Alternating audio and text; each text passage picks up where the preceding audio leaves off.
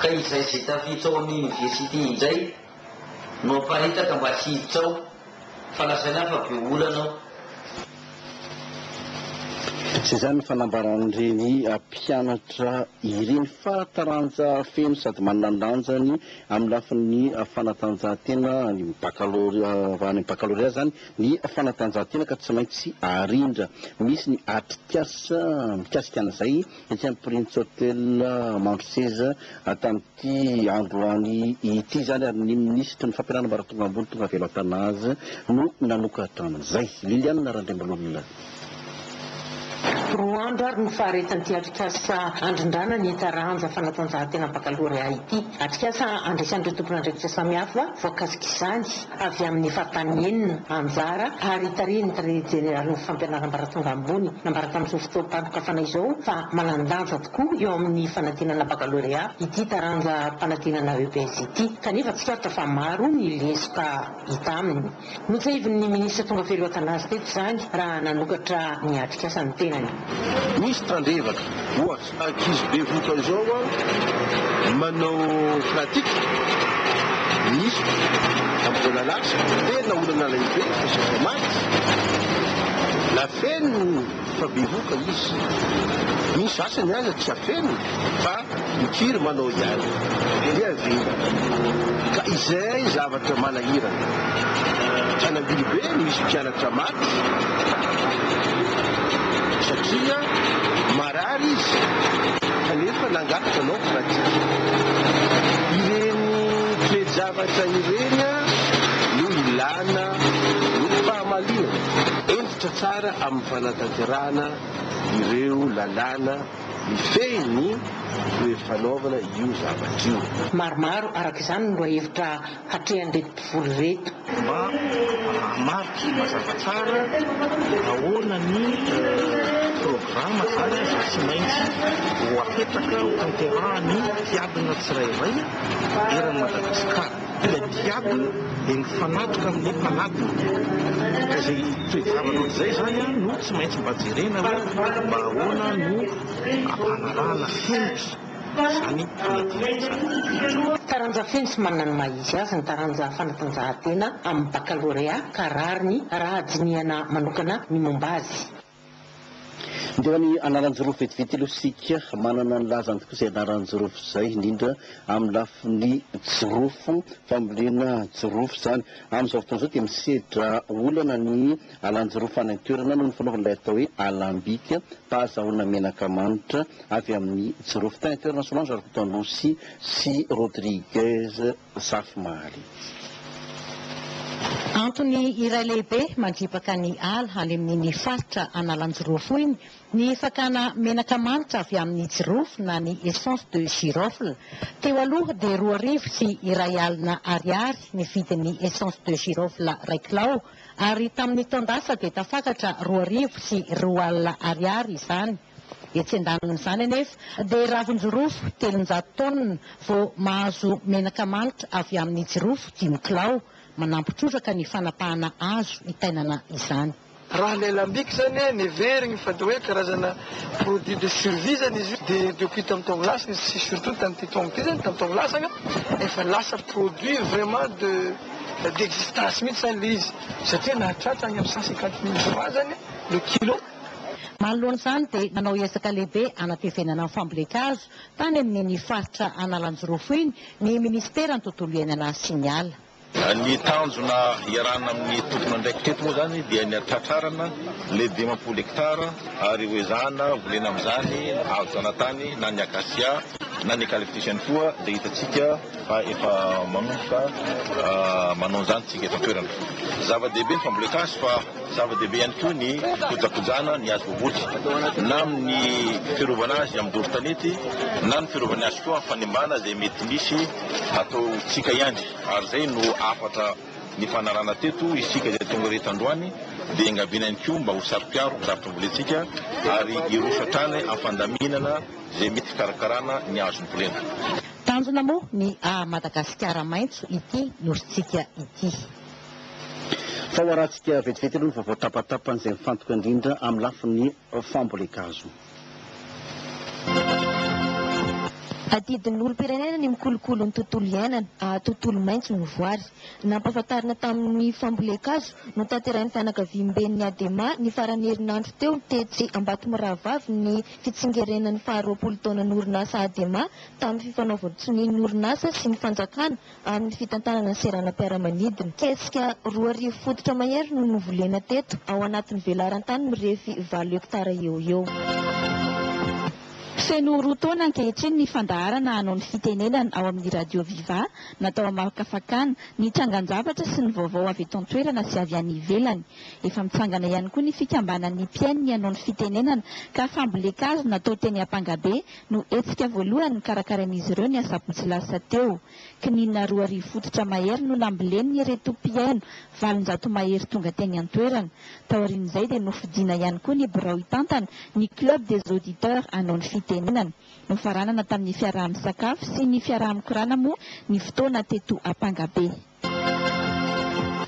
Hanao izay mety amin'ny fambolena ataony ny tantsaha eto amin'ny lemaka Ambohitra 7 komina Nalavory. Toy izany koa ny ao amin'ny lemaka Andohany Tasy ary ny ety Andavakifanja ato Itasy amin'izao fotoana izao. Manampy ny fikambanan'ireo mpahazo tombotsoa amin'izany manko ny tetikasa BVPI Itasy ka fambolena, fanajariana ny lakan-drano sy tohi-drano ary fiarovana ny sandrika no itondran'ny tetikasa BVPI Itasy voly fanampiana azy ireo. Fotoana naharitra no lanin'ny ekipan'ny VVF ny fanerasera fotony tamin'ireo mponina ny anaty ala sy ireo mipetraka amoronala voatojo tamin'izao famindram-pitantanana eo ampelantanana ny vondron'olona ifoton'izao. Ny fitantanana ireo arena voajanahary amin'ny fahatala misy azy. Asa nosanina tamin'izany ny fampahafantarana ny olona ny voka-dratsy ateraky ny fanapotehana ny tontolo iainana sy ampiheverana, indrindra ireo alananahary ny tahiry zavatsoa mety ahasoany mananaina nefa madio vaoringana ankehitriny. Asa manaraka ny totsaina ny fanomezana fiofanana ireo fikambanana ao amin'ny vondron'olona ifotony, hampiatra ny fomba famokarana manara-penitra eo amin'ny faritra natokana ao amin'izany ao anaty ala ao. Farandritra akaiky ireo mpanara-baovao sy ny vaovao any Libia amin'izao fotoana izao nanapa-kevitra ny vondrony Europeanina ny amin'ny fanagazana ny fananana Muammar el Gaddafi sy ny fianakaviany ary ny governementany nakatoavy ny vondrona Europeana ihany koa tsy fahazoana mivarotra fitaovana toy ny gaz lacrymogène sy ireo ety mifanandrina amin'ny mpanohitra. Ny fivorian'ny ministry ny angovo tao Bruxelles dia nanamarika ifampiarana an'izany farantsy aingana nanamafy ny sazy navoaka ny fiankevim-pilaminana ny firany amikambana ny vondrony Europeanina ary araky ny nambaran'ny ministra hongrois momba ny fampandrosoana dia nampiana anaran'olona 10 ireo tsy afaka mihetsika ao Libia, izany hoe 9 ny totaliny izany nanambarany commissaire européenne momba ny angovo tamin'ny falandresika amin'ny mpanao gazety nataony androany fa ny ankamaroan'ireo fitrandrana solika any Libia dia efa tsy eo ambany fanaraha-maso ny colonel Kadhafi intsony. Amaranantsika ny vaovao-antsary veriny eto toerantsika araka ny nambara teo nanao antsoafy tetsy amin'ny Carleton ny riva teo reo lehiben'ny androm-panjakana telo lehiben'ny CST ny lehiben'ny CT ary ny lehiben'ny CMT ny amin'ny fitaomana nrehetra anao soniny feuille de route ato anatin'ny fotoana fohy efa voninao ny mikasika an'izay ho tanteriny Jean Merambelson sy Safidy Andriamampiantona.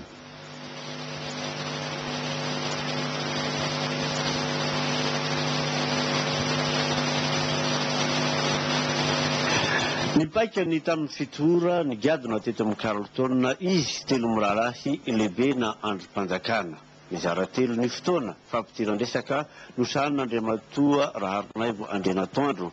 Ny famakina ny fanambarana izay nandrasana fandratra kosa dia nosaniny ny général Rabarsoa Alanto ary ny famalina ny fanontaniana ny mpanao gazety dia anjara ny général Rasoulsoa Dolin. Tahaka izao ny famitiana ny filoha ny kongresy ny rakety ny zany fanambarana izany. Izy zany dia nanao taratasy Andriamatoa Joachim Massasisanoa tamin'ny Andriamatoa André Rajoelina zany président Rajoelina mikasika an'ilay retablinareo dia tonga teto Andriamatoa Simaoa dia nanao fedoroty dia nakana izy le maty ny rainy dia tany izy dia le fedoroty repitse iny noa nalefa ny Joachim Massasisanoa dia tamin'izay fotoana izy dia tamin'izay fotoana izay laza fa hoe ny feuille de route izy izay narafitra avy amin'ny fiainoana ireo fana politika malagasy zany a dia amin'ny frantsay dia basé hoe vise à garantir un cadre transitionnel neutre, crédible, constitutionnel et inclusif vers des élections libres. Cette feuille de route est effectivement basée sur l'esprit de Maputo. Voilà, de toute façon, consensualité ne peut pas être entendue comme unanimité, ni être utilisée comme facteur de blocage dans le processus de transition. Donc la feuille de route souligne qu'aucun acteur politique partie prenante ne peut et ne doit s'arroger le droit de veto à cette feuille de route devant positionnement de Tanzanie. Donc la nouvelle conception d'inclusivité incorpore toutes les forces politiques malgaches, y compris les mouvances et les nouvelles forces politiques. Et enfin, je reste confiant que la feuille de route proposée constitue un cadre viable pour mettre fin à la crise à Madagascar. Car une feuille de route,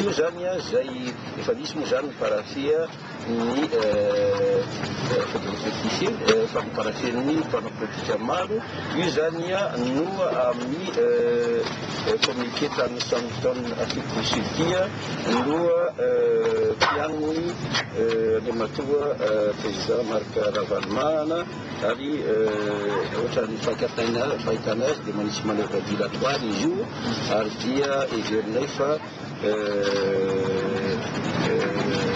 preuve de mauvaise foi zany ka dia manaiky an'rehetra zay zany anasiny anafediory mivolombolona arak'izany ny antoko sy fikambanana politika rehetra hiroso amin'ny fanaovatsiny ilay feuille de route na tondrozotra hitondra amin'ny fivoahana amin'izao krizy mahazo atsika izao. Misaotra antsika rehetra tomboky manaraka ny vaovao an-tsary hatramin'ny farany isaorana ny teknisianina sy ny mpanao gazety ny fanometanana tamin'izay vaovao an-tsary zay rapitso ariva indray tsika miaoneto velo matoboka.